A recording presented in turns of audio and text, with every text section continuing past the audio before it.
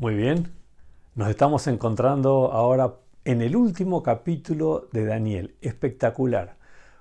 Parece mentira, pero llegamos al final.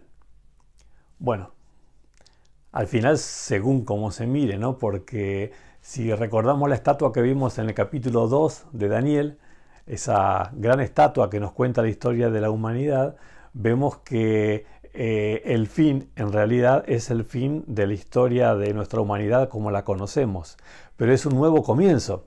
O sea que hoy vamos a arribar a un final, sí, en la historia que estaremos viendo, y también a un comienzo. Y al mejor comienzo que por supuesto podría haber, porque es el momento en el que el sueño de Dios para tu vida se empieza a concretar en una realidad que no tendrá fin. Así que es un fin, sí, pero es un comienzo también. Y en el último video que estuvimos compartiendo, habíamos dejado una situación compleja en la que este poder que se hablaba en los últimos versículos del capítulo 11, que básicamente estamos hablando de la Roma cristiana con un nuevo empuje, una nueva fuerza, un nuevo poder, va llegando hacia el final de la historia de la humanidad con un acto particular. El acto que hace es establecer su campamento, o sea, es instalarse como creando una barrera, es lo que nos dice el versículo 45, entre las personas, el mar habla, ¿no es cierto?, que simboliza las personas, y el Monte Santo, que lo que representa claramente, por supuesto, es la voluntad revelada de Dios. Ese campamento en el medio tiene un mensaje muy claro. Es oponerse a que las personas puedan recibir en forma directa lo que es la palabra y el mensaje de Dios en el tiempo final. Y esta situación viene arrastrada de lo que decía el versículo anterior, que no hemos leído acá, pero ustedes lo habrán leído en sus casas, el versículo 44, donde decía: pero noticias del oriente y del norte lo atemorizarán y saldrá con gran ira para destruir y matar a muchos. Esto es lo que antecede a la situación de poner su campamento en la situación en la que dijimos recién. ¿Qué son esas noticias que lo atemorizan? Bueno, esas noticias que lo atemorizan es algo espectacular, porque si algo atemoriza al enemigo, es la obra del pueblo de Dios ungido con el poder del Espíritu Santo para hacer la obra final de llevar el Evangelio a todo el mundo, para que las personas puedan escuchar la última apelación del Espíritu Santo a que las personas acepten a Jesús como su Salvador personal. Es una pena que no vamos a poder estar conversando acerca de esta revelación que se amplía un montonazo en Apocalipsis, en otro momento lo veremos, pero lo que nos cuenta ahí es que en el contexto final de la historia, si bien el enemigo pone todos sus elementos y agentes a trabajar para lograr su misión, que es la de que vos te pierdas y el resto de la humanidad, también Dios pone sus agentes a trabajar en el final y se produce ese gran enfrentamiento, el gran conflicto entre el bien y el mal, entre Dios y Satanás a través de personas, de poderes, de fuerzas humanas que vos y yo estaremos viendo cómo proceden. Y en ese contexto, vos habrás escuchado, por ejemplo, que se habla mucho de lo que pasará cuando esta pandemia termine y se habla de poder tener una mejor coordinación entre las naciones. Y todo esto que suena muy bueno y como una gran solución, no te lo puedo justificar mucho ahora, pero solamente quiero contarte que cuando veamos quizás Apocalipsis más adelante se podrá ver que esta es una idea diabólica y que servirá a los planes del enemigo. Entonces, aunque a los ojos de toda la humanidad va a parecer algo, por supuesto, muy bueno, nunca te olvides que la idea de una trampa es que no te des cuenta de que es una trampa hasta que hayas caído en ella, si no, no sería una trampa. Y el enemigo va a trabajar así en la parte final. Pero cuando el enemigo arme esa parte final, tu parte en este gran conflicto es mantenerte del lado de Dios a pesar de las apariencias. Y entonces atravesaremos juntos lo que menciona el capítulo 12, el versículo 1, y entramos a la parte más espectacular del tiempo en el que más claramente se verá el enfrentamiento entre el enemigo de Dios y Dios a través de instrumentos humanos. Y dice el versículo 12 que en aquel tiempo se levantará Miguel. O sea, en este tiempo, cuando vos creas que mayor preocupación tenés, y justificadamente, por supuesto, es cuando Miguel se levantará. ¿Recuerdan quién es Miguel? Miguel es Cristo. ¿Y cuándo se lo llama a Cristo Miguel? Justamente cuando es en el contexto de un conflicto, de una gran batalla. Y en ese momento es cuando aparece Jesús para sumarse a su pueblo y para, como dice el versículo 1, el gran príncipe que está de parte de los hijos de tu pueblo.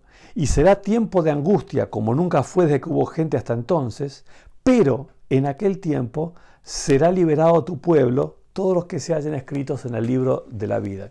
Entonces, lo que tenés que tener claro es esto. Por favor, no disperses tu mente para otro lado que no sea para entender este punto.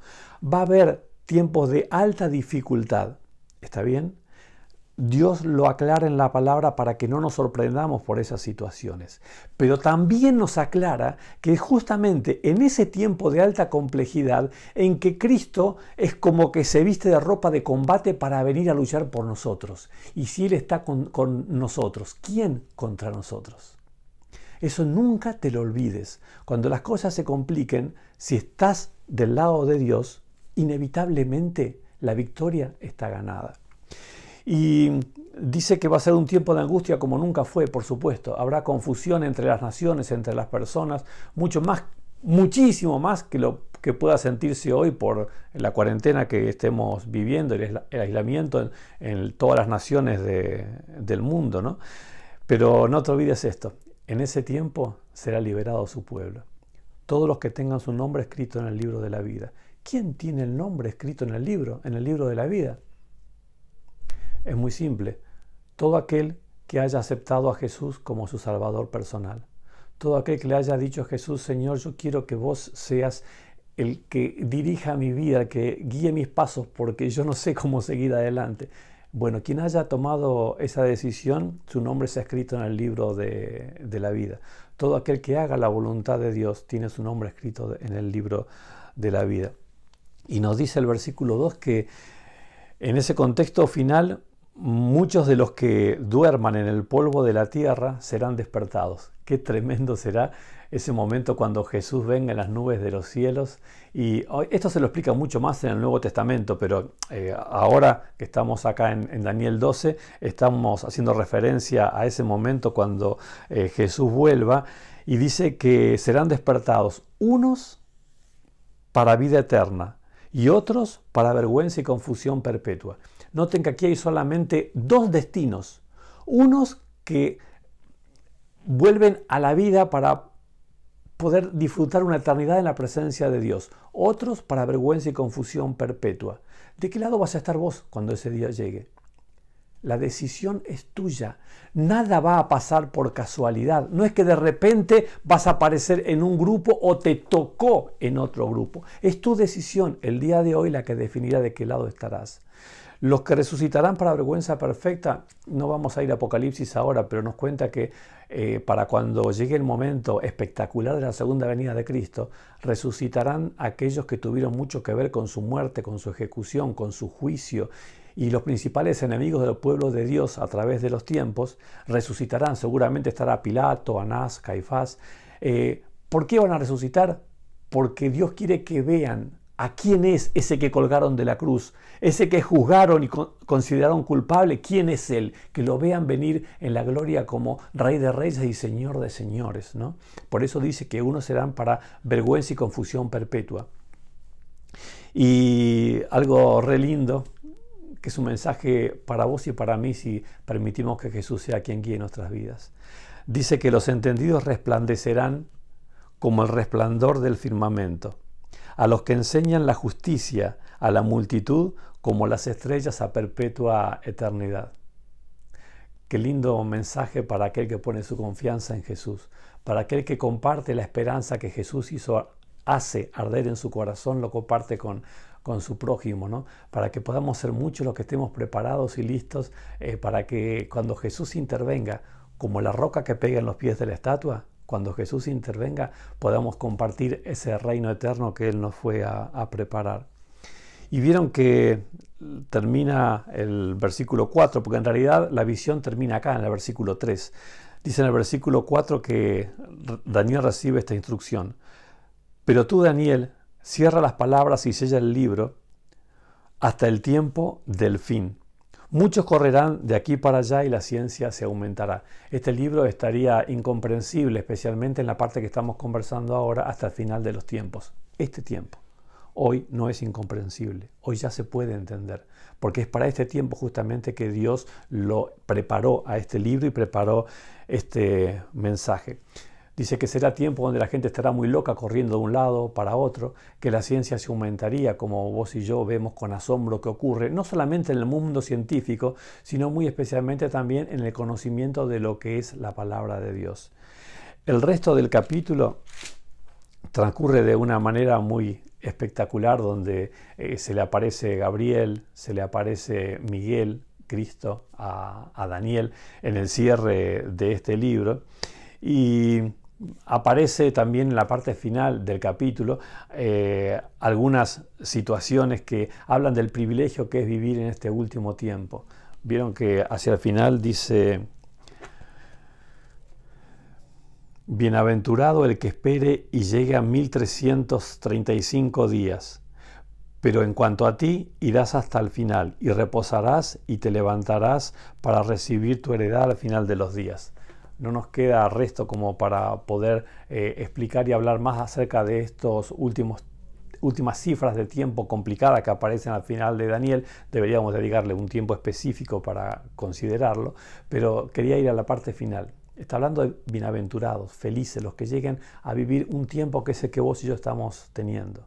Y Daniel recibió una garantía. Esa garantía es que en cuanto a ti, tú irás hasta el fin y reposarás y te levantarás para recibir tu heredad al final de los días. Amigos, qué lindo pensar que Daniel va a estar presente en aquel día cuando Jesús venga a buscarnos. No solamente Daniel, habrá miles, millones más. Aquellos que hayan tomado en este tiempo, que es el tiempo en el que se puede decidir todavía, hayamos tomado la decisión de permitirle a Jesús que guíe nuestras vidas. Y escúchenme bien, por favor, por encima de las apariencias de lo que podría parecer más conveniente o no, te digo más, de lo que veas que quizás hace la mayoría. No es lo importante lo que haga la mayoría, lo importante es lo que Dios revela en su palabra. Si hoy estás dispuesto a permitirle a Jesús que sea el que guíe tus pasos, una cosa te puedo asegurar. Así como Dios le dijo a Daniel, ese día vos vas a recibir la heredad, yo puedo decirte también con toda la tranquilidad de que Dios te está diciendo a vos también, ese día vos también vas a recibir la heredad. Ese es el más grande sueño de Dios. Para eso Él vino, para eso Él dio su vida. Y no tengas ninguna duda, Él quiere compartir ese sueño, la realidad de ese sueño con vos. Que Dios te bendiga muchísimo. Aquí terminamos la serie de Daniel y solo voy a agregar después un video más para el que quiera verlo, que será una reflexión general sobre el libro de Daniel. Pero hoy aquí terminamos. Te agradezco por habernos acompañado y le pido a Dios y al Espíritu Santo que guíen y bendigan tu vida para que cuando Él venga vos no faltes y podamos abrazarnos en su presencia y no separarnos nunca más. Dios te bendiga.